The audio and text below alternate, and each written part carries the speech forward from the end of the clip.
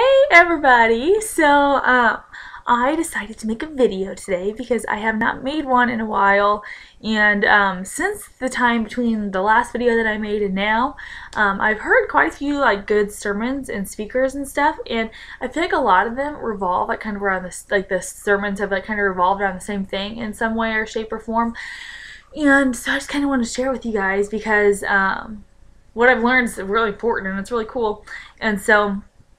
Yeah, so there's kind of two things, and they kind of go together. And one talks about how you have to eventually choose your side between the world and between Jesus, because you can't please both, and how nothing will ever satisfy you as much as Jesus can. So that's what I'm going to talk about. So I'll start with the whole satisfying thing, because people in the world think that the world is going to satisfy them, things of the world. The world tries to tell us that we are going to find happiness and joy and success in money and in boys and girls, in alcohol, in popularity, in sex, in being pretty and being skinny, and it's just that's where they act like you're going to find all your happiness. And that is so not true. You could be happy for a temporary time, but that happiness is not going to last you. And it's we always want to upgrade. We're all about upgrading. Even phones. We're all about upgrading our phones. And it's whenever I first got this phone, my iPhone, I thought it was the coolest thing in the world. It's oh my gosh, I have an iPhone 4, But then it's then the iPhone 5 comes out, and you're well, now I want that. So I'm not even, so then it's I'm not satisfied with this anymore. And it's also say I get a really big house, and it's my house just rocks, and everybody comes over to my house all the time, and I'm really popular because I have all these parties at my house and stuff. And say I have an in-ground pool, so everybody comes over in the summer and swims, but then everybody comes over in the winter, and they're well, what do we do now, And they're well, why don't you have an indoor pool? So then I have to upgrade to an indoor pool. It's we just keep doing this thing where we think that we're going to be happy every time we upgrade, but every time we upgrade, there's another upgrade that's there, and we can never reach the top because there is no top. And that's kind of how it is with relationships too. We'll sit there and we'll be in this relationship, and at first we're oh my gosh, my boyfriend is just, he rocks, he's the bomb.com, and then same thing with a girlfriend, you can just be oh my gosh, she's perfect. And then you look at another relationship one day and you're I really wish that my boyfriend or girlfriend would do that for me. It's we are never satisfied with things that are here on earth. And you know why? You want to know why? Because they're not Jesus. That's why. It's Jesus is the top. He's the number one thing that you can get. You cannot go any higher. So it's once you have him, you're satisfied. And it's not you ever can't be satisfied, because you have everything in Jesus. You will have everything that you'll ever need. He will provide everything that you need whenever you choose him. And it's really hard to see, because it's whenever you choose to give up all these things from the world, you feel you're losing a lot. And you're I'm losing some friends, and I'm losing this, and I'm losing this.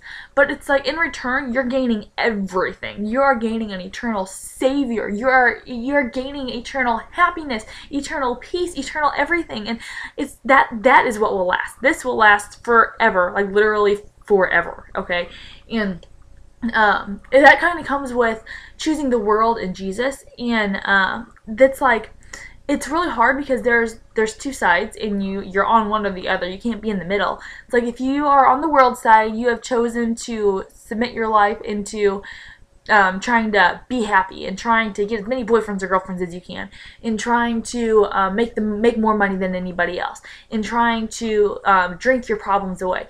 And in Jesus, that you just have everything. That is just, you have him, which makes your life revolve around serving him and making him happy, because what makes him happy is what's going to make you happy, okay?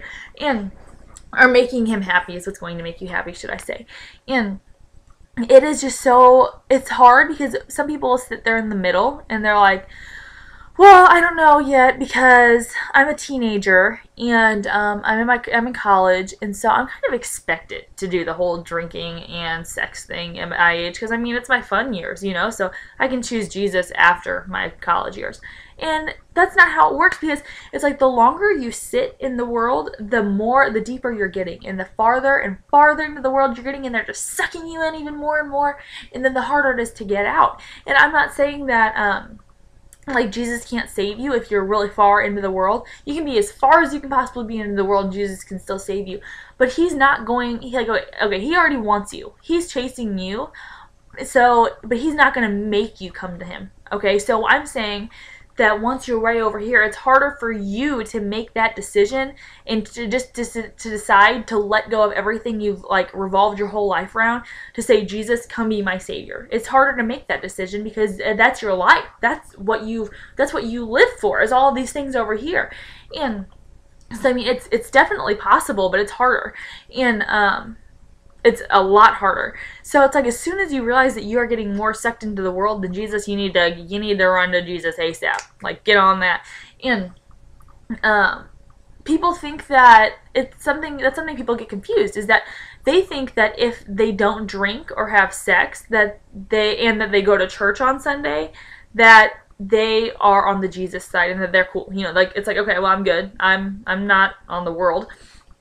Sex and drinking aren't the only two ways that you can be for the world, okay?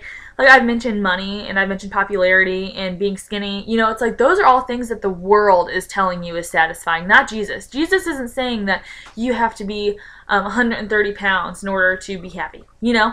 And he's not saying that you have to have a certain number of friends to be happy. He's saying that you need him, and that is where you'll find joy, is in the Father. And where was I going with this point?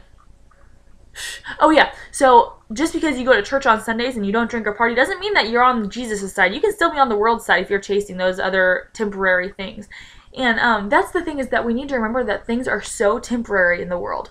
So temporary. Like, I've never heard of anybody being like, so like 3 years ago, I hooked up with this guy and he didn't talk to me afterwards, but I'm still so glad that I did it. Like, that's not how it works, because it was a temporary high that they had while they were having sex and stuff. And then shortly after, she realized, or he realized, it can go either way, that they were used by that person just for that temporary high. You know, and it's never satisfying. Neither person is ever satisfied with it for a while, for eternity.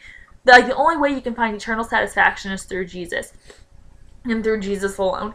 And so that's kind of my point of this video, is just that we need to choose that side as soon as we can. And living for Jesus doesn't just involve going to church.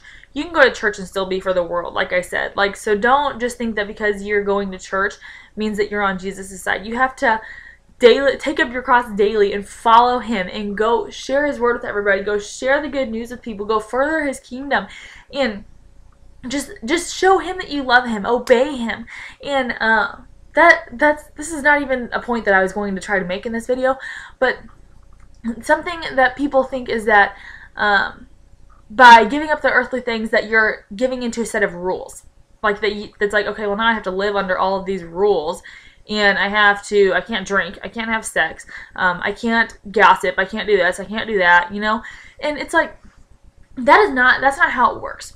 Whenever you surrender your life to Jesus and you're like, God, be my savior, I want to spend eternity with you, I want to make you happy, I want to live for you, you want to obey him.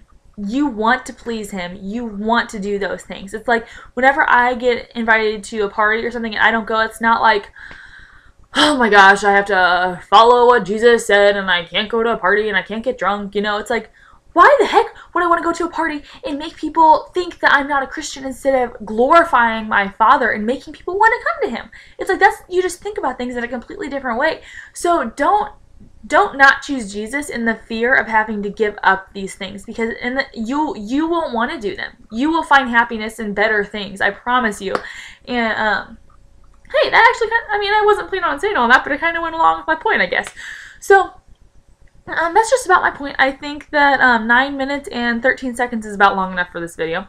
And so yeah, so I don't remember, there's a guy who spoke at the weekend retreat thingy that I went on that I heard a lot of this stuff from, and I don't remember his name at the moment, but I will go find the little booklet thingy that I got that weekend, and I'll put it in the description box under here, because you guys should really go to his website, and if he has any videos, look at his videos of him preaching, because you should see the passion that this guy has, and it's awesome. So go there, and other than that, I don't think that there's really anything else, so find me on Twitter or something, and if you have any questions, or I said anything wrong or anything, just let me know, and I will try to either clarify or, you know, just tell me your opinion. You know, I'm always open to opinions. So I hope that everybody has a great night, and I hope that you choose Jesus if you haven't already, because it is worth it, I promise. So other than that, I'll talk to you later. Bye.